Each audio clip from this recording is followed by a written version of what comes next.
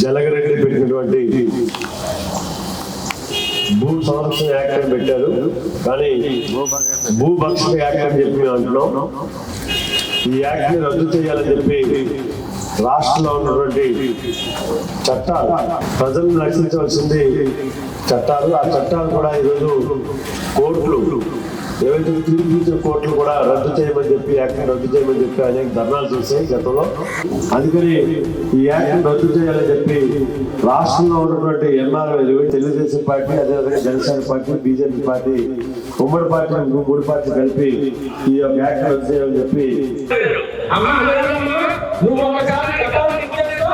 నువ్వు